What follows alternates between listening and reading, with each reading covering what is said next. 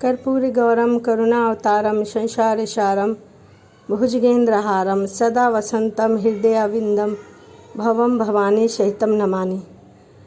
सभी शिव भक्तों को हर हर महादेव और श्री शिवाय नमस्तुभ्यम।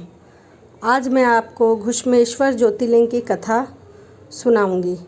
सबसे पहले मैं आपको बता दूं कि वह स्थित कहाँ है। शिव के 12 ज्योतिर्लिंगों में से यह सबसे अंतिम ज्योतिर्लिंग माना गया है। यह महाराष्ट्र राज्य के दौलताबाद से 12 मील दूर वेगरू गांव के पास स्थित है। घुश्मेश्वर महादेव ज्योतिर्लिंग की कथा। इस ज्योतिर्लिंग के लिए पुराणों में यह कथा वर्णित है। सुधारा एक बहुत ही शानदार तपोनिषाद ब्राह्मण था। वह दक्षिण देश में देवगिरी पर्वत के पास रहा करता था। उसकी पत्नी का नाम सुदेहा था। वे दोनों एक दूसरे से बहुत प्रेम और स्नेह करते थे। उनकी कोई संतान नहीं थी। ज्योतिर्लिंग गणनाओं से पता चला कि सुदेहा गर्भवती नहीं हो सकती, लेकिन फिर भी वह एक बच्चा चाहती थी। तब सुदेहा ने अपनी पति यानी सुधर्मा से अपनी छोटी बहन से दोबारा शादी करने को कहा। सुधारा पहले तो इस पर राजी नहीं हुई, लेकिन सुदेहा की बार बार जिद करने से सुधर्मा झुक गया। सुधर्मा अपनी पत्नी की छोटी बहन घुश्मा को विवाह कर घर ले आया। घुश्मा अत्यंत विनीत और सदाचारणी स्त्री थी। साथ ही वह शिव शंकर की परम भक्त थी। घुश्मा प्रतिदिन 101 पार्थिव शिवलिंग बनाया करती थी और पूरे मन के साथ उनका पूजन किया करती थी। शिवजी की कृपा ऐसी रही कि कुछ ही समय बाद उसके घर में एक बालक ने जन्म लिया। दोनों बहनों की खुशी का ठिकाना न रहा। दोनों बेहद प्यार से रह रही थी, लेकिन पता नहीं कैसे सुदेहा के मन में एक गलत विचार घेर कर आया। उसने सोचा कि इस घर में सब तो घुश्मा का ही है, मेरा कुछ भी नहीं है। इस बात को सुदेहा ने इतना सोचा कि वह बात उसके मन घर कर गई। सुदेहा सोच ही रही थी कि संतान भी उसकी है और उसके पति पर भी घुश्मा ने हक जमा रखा है। घुश्मा का बालक भी बड़ा हो गया है और उसका विवाह भी हो गया।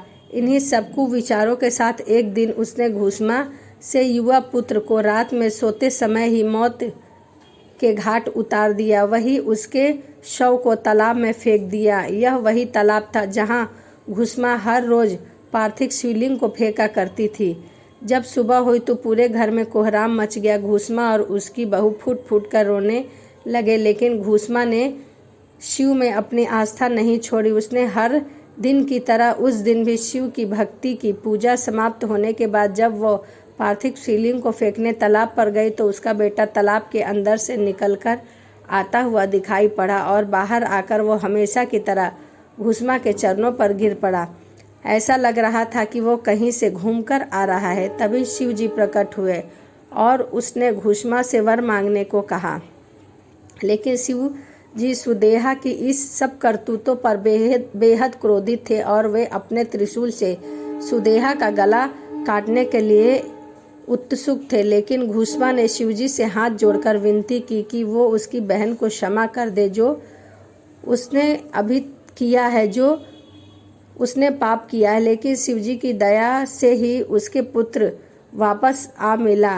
अब सुदेहा को माफ़ कर दे। घुश्मा ने शिवजी से प्रार्थना की कि लोक कल्याण के लिए वो इसी स्थान पर हमेशा के लिए निवास करे। शिवजी ने घुश्मा की दोनों बातें मान ली और ज्योतिर्लिंग के रूप में प्रकट होकर वहीं निवास करने लगे। शिव भक्ति घुश्मा के आराध्य होने के कारण ही इनका नाम घुश्मेश्वर महादेव पड़ा।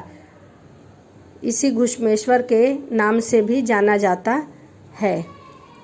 तो यह कथा घुश्मेश्वर ज्योतिर्लिंग की थी। आप वीडियो को पूरा देखिए और कमेंट करिए। मिलते हैं अगली वीडियो में। श्री शिवाय नमस्तुभ्यम। हर हर महादेव। जय शिव शंभु।